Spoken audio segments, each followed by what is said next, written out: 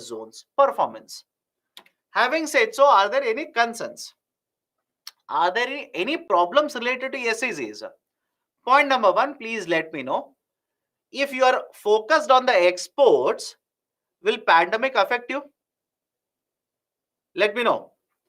Right? SEZs, if you're focused on exports, will pandemic hit you? Of course, yes. Right? So, because of the pandemic, our exports from SEZs have taken a hit. Point number two, when government promoted SEZ model, the whole argument was we want to promote manufacturing. But in case of India, as per an audit that was conducted by CAG, more than 67% of units in India, I repeat, more than 67% of units in the SEZ are information technology / information technology enabled services, which means rather than promoting manufacturing, SEZ has actually promoted more and more of service sector units. Third one, land acquisition is a problem in India. Land acquisition is a problem, right? It is very difficult to acquire land, huge amount of land for the promotion of SEZ model. Fourth one, land has been acquired, but over a period of time, because of various issues, let's say pandemic, not getting credit from institutions, or because of a higher rate of interest on the loans, and now because of some of the partners, right, not interested in SEZ anymore, because of various reasons, land has been acquired, approvals they have taken, but they are not utilizing the space now. They're not utilizing the land now. It has got stuck up like this only. And in many of the cases, dispute in the land will also delay the implementation of the project. Earlier, the subsidies were given by the government of India. SEIS subsidy and MEIS. Under the MEIS and SEIS, government used to provide a lot of subsidies for the SEZs.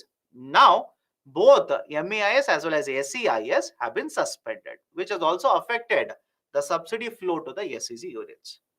And finally, we do not have a complementary infrastructure. What do you mean by complementary infrastructure? Right? For example, we do not have sufficient, right? Let's say port infrastructure in India.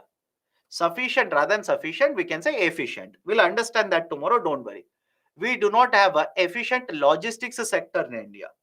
We do not have a efficient road infrastructure in India. We'll discuss what is the problem with the infrastructure tomorrow. Please do not worry about it. So complementary infrastructure such as roadways, railways, export infrastructure, waterways infrastructure is not available in India. So complementary infrastructure is also problem, right, related to SEZs. Okay. Next, what is the reform then? What is the way forward? There was a committee which was set up by Government of India, Baba Kalyani Committee, right? Around 16 and 17, 26 and 17, the government set up the committee, report has been provided, but government so far has not implemented any of these reforms. Nothing has been done as of now by Government of India. Just for sake of information, go through the recommendation. Let me go one by one. First one, we will have to restructure the model of SEZ. Change the model of SEZ. Promotion of exports from India. I repeat, right now SEZs are focused on promotion of exports from India. Rather than this, we should focus on promoting investment. We should focus on promoting employment generation. That is the reason. Have a look at the change in the policies now.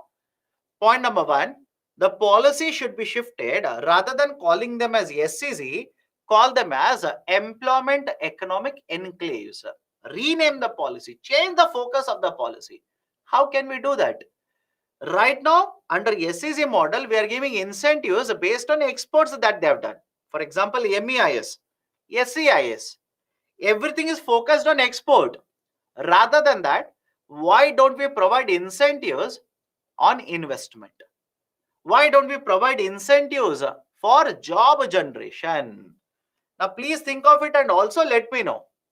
If you provide incentives for employment generation, Are you going to violate any of the principles of WTO? Think of it. If you're going to provide incentives for investment, if you're going to provide incentives for employment, are you going to violate any of the principles, any of the laws under WTO? Absolutely no. Right? Are Baba, Amber Box. How? What are you reading? I don't know, Baba. Amber Box is related to manufacturing. Tell me. Amber Box is related to manufacturing. And that's a problem. You don't read correctly. Amber Box is related to agriculture. And I'm talking about manufacturing of the bottle and service sector. I don't know. Okay. So read carefully. You people don't read it carefully. Okay. So first one, change the policy. Link your incentives to investment. Link your investment to employment. Sunset provision has to be looked into. What is a sunset provision? Government said, I will give you tax exemption. For example, 5 years, I will give you 100% tax exemption. For next 5 years, I will give you 50% tax exemption. But these kind of exemptions are available only for 15 years. Only for 15 years. Means we announced the policy in 2005, 2020 should be over. So argument is, right, a sunset provision is there for the tax exemptions. Do not implement the sunset provision. Do not implement it. Provide more tax benefits. Attract more and more investment into these enclaves. Promote other types of services as well. Most of the, right, point number one, we have found that rather than having most manufacturing under SEZ, more than 67% are service sector units. For example, IT and ITES. These are concentrated in the SEZ. Rather than promoting only these IT and ITES, why don't we provide or why don't we promote other types of services as well? Promote other types of services. For example, financial services, right? Insurance services, etc. So other types of services are there. Promote them. Formulate a separate policy for service sector SEZ as well as a manufacturing SEZ. Only one policy is there right now. Have a separate policy for both of them. Should have a framework. You should have a framework to promote ease of doing business within SEZ. And next, increase the competitiveness by promoting, right, road infrastructure, railway infrastructure, port infrastructure, so that exports can be done much more easily. Right, so these are some of the recommendations of Baba Kalyani Committee. Right, so that is related to concept of SEZ. Please be very, very careful. Right, please be very, very careful. Okay, so again, I'm saying committee recommendations are there. So far, Government of India has not implemented any one of them. They have not implemented any one of them. Okay. Now next, NIMZ. Now before I tell you NIMZ, it's a very, very small concept. Not a very large, very small concept. Why very small concept? NIMZ is just a proposal. All of you okay with this? I'll repeat the statement. NIMZ is just a proposal. There is no NIMZ which is operating in India today. More than 20 NIMZs have been proposed, have been approved by the government. But so far, none of the NIMZs are operating. So if you ask me, sir, how much are they exporting? There is no answer. Sir, how much investment? No answer. How much jobs? Absolutely no answer, because none of them are operational so far. And as far as government is concerned, NIMZ model, it's a very old model. In fact, please remember, concept of NIMZ, National Investment and Manufacturing Zone, was actually proposed under National Manufacturing Policy 2011. I'll read the long form again. National Manufacturing Policy 2011. Under National Manufacturing Policy of 2011, government then proposed the idea for NIMZ. So despite it being more than 10-year-old model, none of the NIMZs are operating in India. These are just proposals as of now. So point number one, NIMZs will be developed as industrial towns. All of you have heard of industrial towns. For example, Jamshedpur. Tell me, Jamshedpur, can I say this is the best primary example of industrial towns in India? So argument is these NIMCs will be developed as industrial towns. And because it's an industrial town, to operate these industrial towns, a special purpose vehicle will be set up. Right? What is a special purpose vehicle? An authority. Very simple. One authority will be set up to look into the operations of the industrial town. For example, let me know. All of you heard of LED project in India?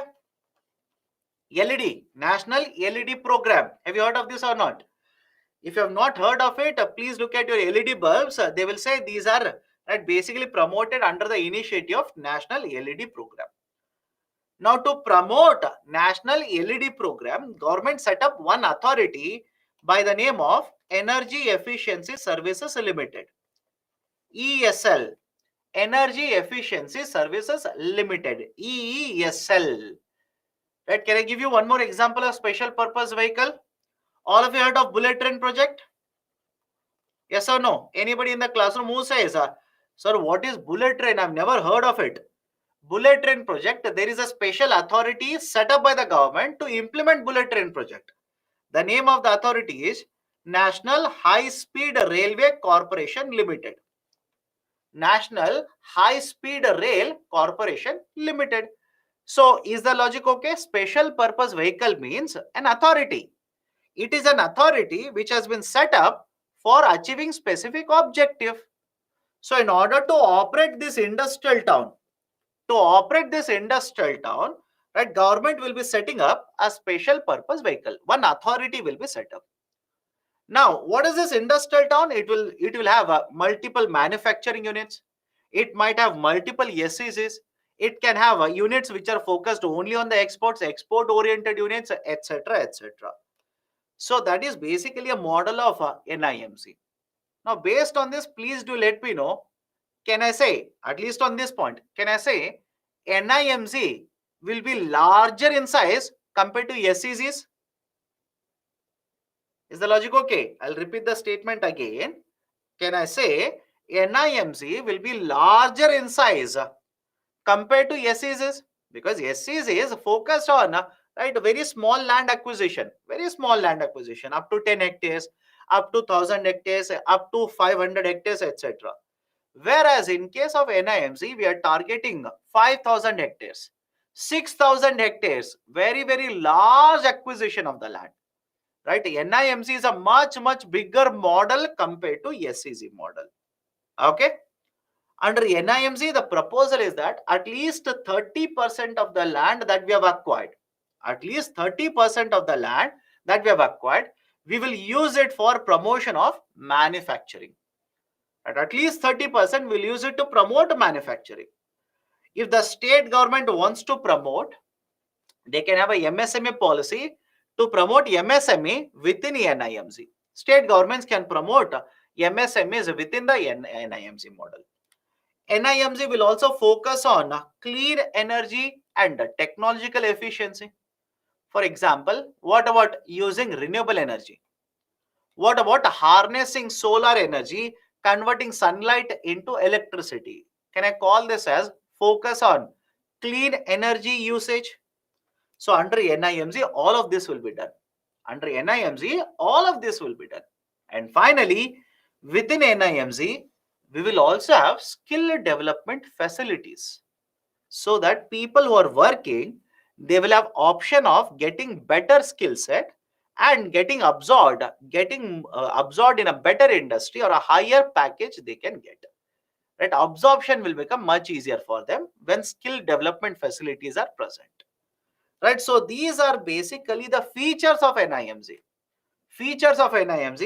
I cannot tell you how much profits they have generated. I cannot tell you how many jobs they have generated, because none of the NIMCs are operating in India as of today.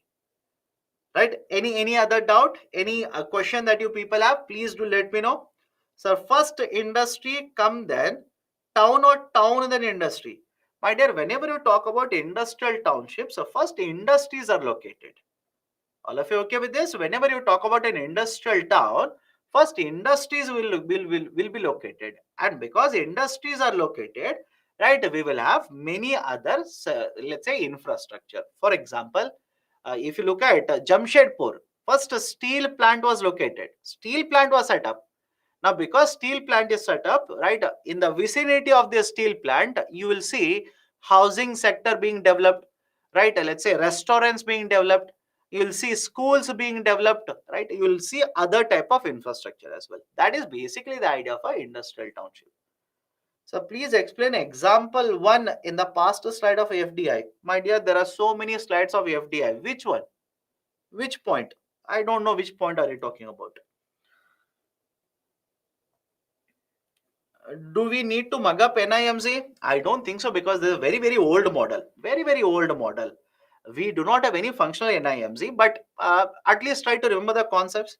At least try to remember the concept. Okay. Okay. Done.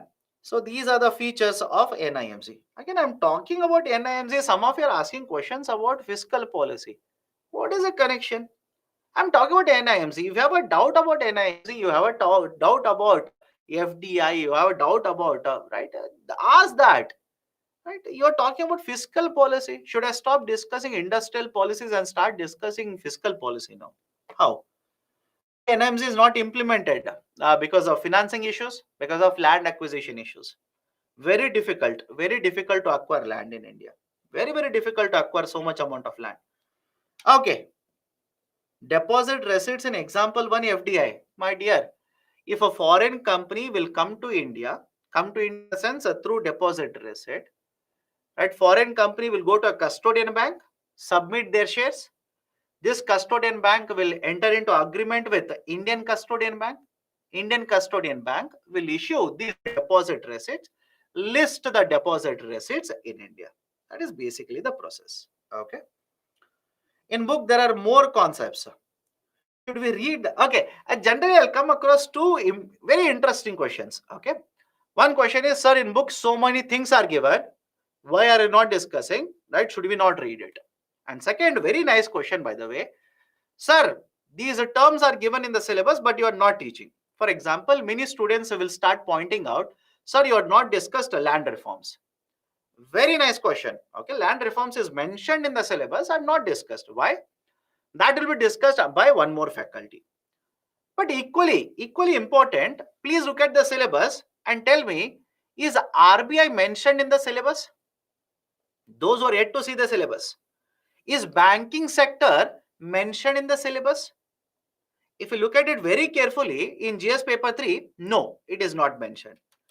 So my counter argument to some of the students will be, when you ask me, why are you not discussing this? Why don't you ask me, why are you discussing banking? Because it is not mentioned in the syllabus. Let me see. Anybody in the classroom who will say, why do you discuss banking? Because it is not mentioned in the syllabus. Nobody will ask that. But on the contrary, everybody will ask, why not this? Why not that? Why not this?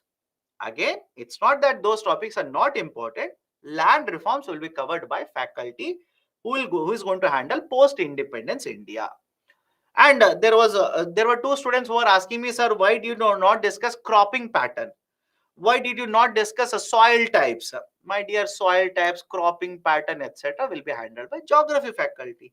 I'm not the right faculty to discuss what is black soil, what is a literate soil, what is a red soil, how much magnesium is there, how much iron is there, what is parts per million. I'm not the right person. Right? Geography faculty will handle it. Don't worry. Don't worry. And regarding books, should we read the complete book? Not needed. Not at all needed. And lot of concepts that we are discussing in the classroom, these will not be present in the book. That is equally true. So my argument from the first class has been the same thing. Do not read the book from the first point to the last point. Not at all needed for UPSC. Right? Focus on the concepts which we are covering in the classroom. If something comes in the current affairs, focus on that. Okay, done. So these are certain points I wanted to discuss. Let me start with questions. Let me discuss questions now. Okay, in agriculture sector, questions were left out, correct? Okay, in agriculture, the descriptive questions were left out, or did I cover descriptive questions? Please do let me know. In agriculture sector, did I cover descriptive or yet to cover descriptive? Left. Okay, let me start. Elaborate the policy taken by the government of India to meet challenges of food processing sector. Right, I believe MCQs are done. I believe MCQs were done, descriptive or left out. Let's solve it, don't worry. Elaborate the policy taken by the government of India to meet challenges of food processing sector. How do you address this kind of a question? Three very important parts. Start with introduction, go to the main body, then come to conclusion. Now, what should you write in introduction? Very simple. What do you mean by food processing? Define it. Come to the main body. What are the challenges? What are the challenges associated with food processing sector? One, fragmentation of the land. Lot of the farmers are small and marginal, which means output will not be very high. Productivity will be very lesser. Second one, right? We need to address the infrastructure bottlenecks, right? That is shortage of warehousing, shortage of shortage in terms of transportation infrastructure, etc. Third one, right? A lot of the demand comes from urban India, but lot of population is concentrated in rural India. So we need to create certain products which are acceptable to the rural India part, right? Etc. So we have discussed the challenges. In fact, there's a slide for challenges. Please have a look at it. Now, what kind of reforms have been undertaken by the government? What kind of measures government of India has taken in order to promote, right? In order to promote food processing industry, right? Let me know. Did we discuss Pradhan Mantri Kisan Sampada Yojana earlier? Let me know. Did we discuss Pradhan Mantri Kisan Sampada Yojana (PMKSY)? Under PMKSY, in fact, we have discussed two very important initiatives. One is Mega Food Park. Second one is a cold chain infrastructure scheme. Right? Mention both of them. Mention both of them. Right? Second one district, one product. I'll come to in a minute. We also have introduced FDI in food processing. Correct? We are allowing FDI in food processing sector. What about a PLI now? It is not written, but it is an updated current affairs. You can write production linked incentive to promote food processing sector. What about PMFME? Pradhan Mantri, right? Basically, Pradhan Mantri formalization of micro enterprises, etc. So all of you okay with this? We have covered most of the schemes. One is yet to be covered. One district, one product scheme, ODOP. What is this one district, one product scheme? Right, very simple idea. All these districts in India, in all these districts, will try to identify at least one product which has export potential. I'll repeat the statement. In all the districts in India, will try to identify at least one product which has export potential. Now, because this has export potential, whatever are the problems, for example, skilled labor is not available, we'll try to provide the skilling in the district. Right? Let's say raw material availability is a problem. We'll try to promote accessibility of raw material. Technology availability is a problem. We'll try to promote accessibility to technology.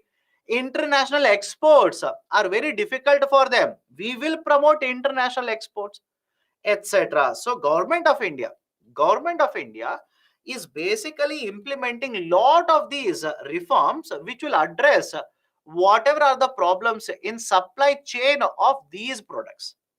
For example, after the class is over, you can try it out. Imagine you want to purchase certain product from Rajasthan. In case of Rajasthan, toys are very famous. All of you know this. Textile products from Rajasthan are very famous. But earlier you wanted to purchase these products, you were literally had to go to Rajasthan or they used to come to here. Now what government of India has done is they have launched a portal. They have launched a website. You can try it out. Right? There is a website in the name of ODOP. Right? In the name of ODOP, there is a website. Right? Logging onto the website, you can purchase these kind of products which are right produced in only these regions. Although these are slightly costlier because transportation, right, labor availability, etc. is a problem. But government of India is promoting the idea of a one district to one product. All of you okay with this? Please do let me know. Argument is very simple, right? We will identify at least one product in all the districts in India. Sir, how they will identify? They have set up councils, right? There's a council at every district level, District Export Promotion Council. It is the duty of this DEPC along with the SCPC to identify which product has export potential. They will identify it. They will try to address whatever concerns are there regarding the production, supply, export of this product. This scheme is called as a one district, one product scheme. Okay. Right. So these are certain important points regarding the concept of a food processing sector. Now, next question. What do you mean by minimum support price? How will MSP rescue the farmers from the low income trap? From the low income trap. Now, what do you mean by low income trap? Please understand this. There is a concept which has been given by Richard P. Nelson. Richard P. Nelson. What is the concept?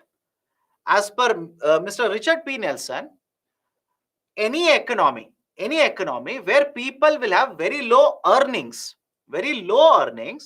savings will be very low, investment will be very low, and again earnings will be very low. I'll repeat it. Please understand this. As per Mr. Richard P. Nelson, right, low level income trap, low level income equilibrium trap. What does it actually mean?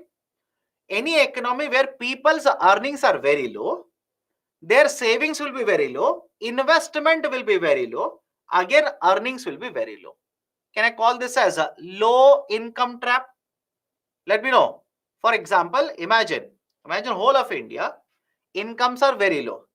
If incomes are low, what about savings? Do you think savings will be very high? Savings will be very less. And if savings are lesser, what about investment? Investment will be lesser. And if investment is lesser, what about incomes? Again, incomes will be lesser. So don't you think that's a trap? I hope you understand. Don't you think that's a trap? And don't you think in case of India, agriculture, that is farmers, are mainly stuck in this trap? Right? They have very low income. They will spend lesser. They will earn lesser. It's a trap for them. So what is the main body? Start with the introduction. Introduce the concept of MSP. Give the definition of MSP more than sufficient.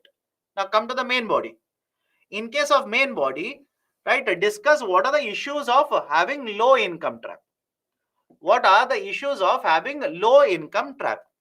Sir, questions. What are the issues of having low income trap? Right, write them. Investment would be lesser, right? The savings would be lesser. The farmers, right, will keep on contributing or will keep on remaining in poverty, etc., etc. Then, right, introduce. Already you've given the definition of MSP. Now, define MSP. Sorry, give the importance of MSP. What is the importance of MSP? Right, have a look at this. MSP, can I say, irrespective of whatever the market price is? MSP, irrespective of whatever the market price is, farmers will be guaranteed with certain prices. Yes or no? Whatever is the market price. Government says MSP is 1,000 rupee, then the farmers, irrespective of market price, will get 1,000 rupee. Right? Whatever is the market price risk, farmers will not face that. It will also incentivize agriculture production. If government will provide more MSP for a particular crop, production of that will increase. Supply will also be promoted. So these are some of the right points in the favor of MSP. Right. So what do you mean by MSP? We have addressed that. How MSP will rescue the farmers? How MSP will rescue the farmers from low income trap? We have addressed that also. Right. So that is basically the answer, model answer to the question. Now some of you are asking, sir, can we write limitations of MSP? My dear, if the question is 150 words or 250 words, then this itself will take most of the coverage. This itself will take the most of the coverage. So please be very careful. Third, what are the reformative steps undertaken by the government to make food grain distribution system much more effective? Right. Start with introduction. Under introduction, Government of India has introduced right many reforms, such as Government of India in recent times has taken many reforms in order to promote and make the food grain distribution much more simple and effective. Now come to the main body. What reforms have been undertaken? For example, NFSA. All of you okay with NFSA? National Food Security Act. NFSA is a National Food Security Act. Second one is a targeted public distribution system, wherein we are not going to provide food grains for everyone, but we are going to target certain beneficiaries only. What about food grain ATM? Is it also not a reform? What about end-to-end computerization? One nation, one ration card, etc. Right? Even in case of procurement, buffer stocks are being procured. Right? All these are basically some of the reforms that have been undertaken by the government in order to make the food grain distribution much more efficient.